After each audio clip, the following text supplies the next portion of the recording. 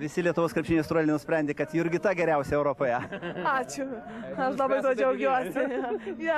Jurgita, pasakyk vis dėlto, kada pradėjo tikėti, kad gali būti medalė, kada pradėjo tikėti, kad gali būti auksas? Mes visada tikėjom tuo.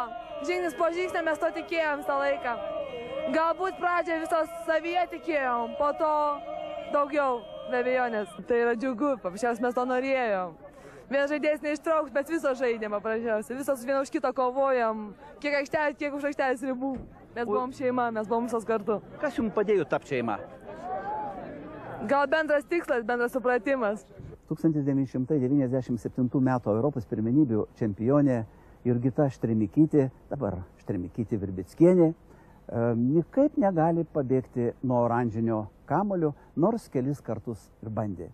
Tik ką pasibaigusiame šalies moterų krepšinio lygos čempionate, kur žaidė ir Vilniaus Stevo, Jurgita buvo ne tik žaidėja, bet ir trenerio asistentė aikštelėje.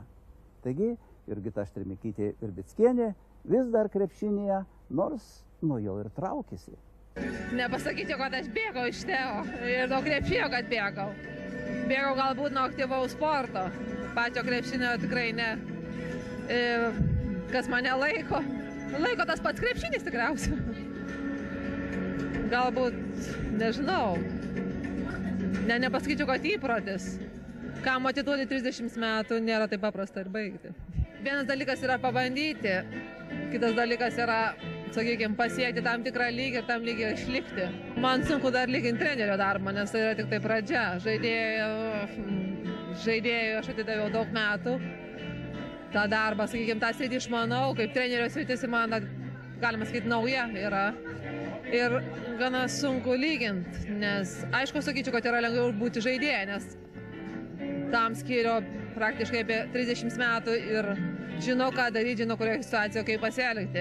Kaip treneris aš negalėčiau pasakyti, kad žinau, kad man labai dar daug trūksta ir iki gero trenerio dar reikia labai nemažai padirbėti.